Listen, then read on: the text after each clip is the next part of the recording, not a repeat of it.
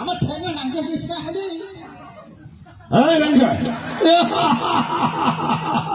বসার জায়গা পাচ্ছ না তুমি?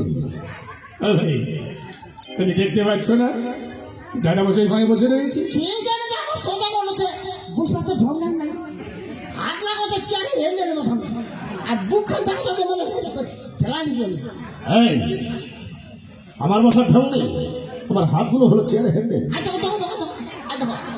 আমার বুকখানা হলো হালান দেওয়া অপদার্থ।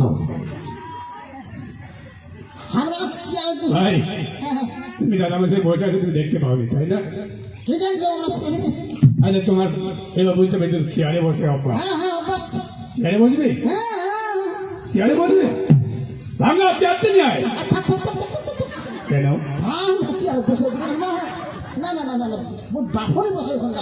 কি বলছো ভাই?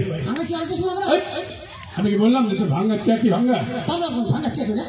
ওরে ওই যে একটি কর্মচারী দেখতে পাচ্ছ, দেখতে পাচ্ছ ওর নামটি হলো ভাঙ্গা। ওই ভাঙ্গাকে বললাম ভাঙ্গা যে চেয়ারটা নিয়ে আয়। চেয়ারটি ভালো, লোকটির নামটি ভালো। বেশ চেয়ারটি আসবে বসবে, চা খাবে, কথা চা নিয়ে আয়। হবে না কেন? পচা চা কি খাওয়া যায়? ওইটা বলতে পারছো না? ওই যে আরেকটি কর্মচারী, ওর নাম হলো পঞ্চানন, আদর করার নাম দেখে আমি পচা পচা বলি। ওই পচাকে বললাম পচা তুই চাটা নিয়ে আয়। আচ্ছা ভাই চেয়ারটি আনলে বসে। দাদা মশাই বলো ভাই। বলুন তো আপনি সর্বপ্রথমে কেমন রয়েছেন?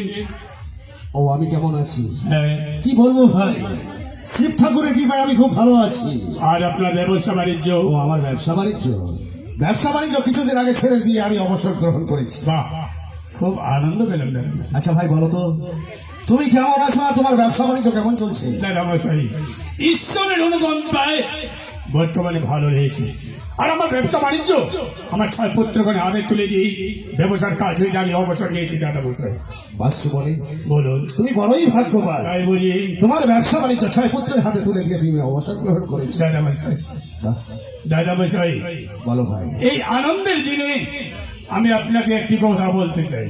বলো ভাই, এমন কি কথা বলতে চাও? দাদা মশাই যখন আমরা শৃঙ্খল দ্বীপে একই সঙ্গে আমরা ব্যবসা বাণিজ্য করেছিলাম, অনেকবার আপনাকে আমি ওই উজানিতে আসবার জন্য নিমন্ত্রণ করেছিলাম, কিন্তু আপনি উজানির এই পাশ ওপাশ দিয়ে চম্পকে গেছেন, কোনোদিন আপনি আমরা উজানিতে করেননি পদার্পণ। আজ বিনা নিমন্ত্রণে আমার উজানিতে করেছেন আগমন, জানতে পারি দাদা মশাই? সত্যি কথাই বলেছো বাসু বলে, একই সঙ্গে ব্যবসা বাণিজ্য করেছিলাম দক্ষিণ শিখরে কাটবে, আর কতই না পদার্পণ করেছিলাম তোমার এই উজানির পথ দিয়ে, আর তুমি কতই না আমায় বলেছিলে ওগো দাদা মশাই আমার গৃহে পদার্পণ করুন, কিন্তু সেদিন তোমার কথা আমি কর্ণপাত করিনি। আজ হঠাৎ কি মনে করে তোমার উজানি রাজপ্রাসাদে আমি পদার্পণ করেছি। বলুন দাদা মশাই। বেশ আমি বলছি ভাই, বলুন। দেশ বিদেশে ঘুরে আমি কন্যার তালাশে লোকমুখে শুনিয়াছি তোমার গৃহে নাকি বিবাহ উপযুক্ত কন্যা রয়েছে। হ্যাঁ দাদা মশাই, আপনার অনুমান সত্য। তাই তো চম্পক থেকে সম্বন্ধ নিয়ে এসেছি তোমার উজানি রাজপ্রাসাদে তোমার কন্যাকে ভুক্তবোধ করে নিয়ে যাবো বলে।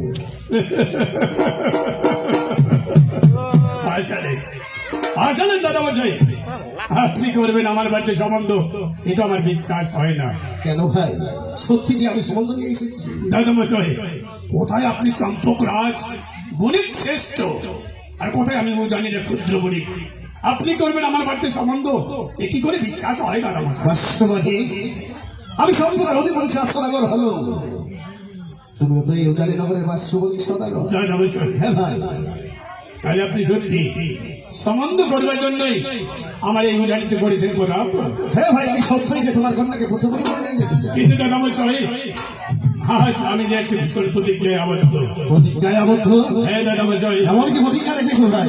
দাদা মশাই যেদিন আমার কন্যা এই ভূমিস্থলে জন্মগ্রহণ করেন সেদিন থেকে আমি প্রতিজ্ঞায় আবদ্ধ যে ঘরে আমার কন্যাকে আমি সম্বন্ধ দেব, সেই পর পাত্রের কাছ থেকে আমি যে পণ দাবি নেব দাদা।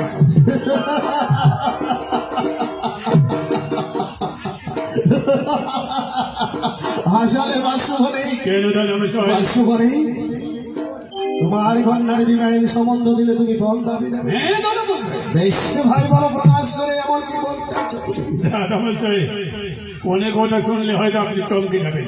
হ্যাঁ? তবু যেহেতু আজ আমার কন্যাকে পুত্রবধূ বরণ করে আপনি চম্পকে নিয়ে যেতে চান, ফোনের কথা তো আমাকে বলতে হবে। বলো। তাহলে শুনুন দাদামশাই, 6 জন পুত্র আমার কন্যায় গোজনা, ডলা ভর্তি টাকা নেবো দাদা, কুইন্টাল মোনা সোনা। তাই নাকি? সোনা আমি নিজে হস্তে রীতি দিয়ে অর্জন করে নেবো। এক রতি কম হলে সেই ঘরে আমার কন্যাকে আমি সম্বন্ধ দেব। বাস্তবানী হ্যাঁ দাদামশাই। তোমার হয়তো আমার সম্পর্কে ধারণা নেই বলে আজ তুমি মনের কথা প্রকাশ করে বলতে পারলে। বেশ, আমি পন্ডিতে রাজি আছি। রাজি রয়েছে? হ্যাঁ, বলি রে লেঙ্গা, শুনে সবার সুমনিকের মুখর্ষিত বাণী আজ কি বলেছে? পুত্র 6 জন কন্যা করি, কন্যার বিবাহের সম্বন্ধ দিলে ডালা ভরা টাকা নেবে, ঘন্টা বলা ছাড়া। সেখান থেকে যদি এক রতি কম হয় আমার গৃহে রাজি সম্বন্ধ দেবে না। তাই তো বলি লেঙ্গা, বিলম্ব নাই করবো জানি রাজপ্রাসাদে। অতি শীঘ্রই ছুটে যাও তুমি আমার সম্পর্কে, ডালা ভরা টাকা নিয়ে এসে ঘন্টাল বলা শোনা, গাড়ি গাড়ি সোনাদানা নিয়ে এসে ভরে দাও জানি রাজপ্রাসাদ।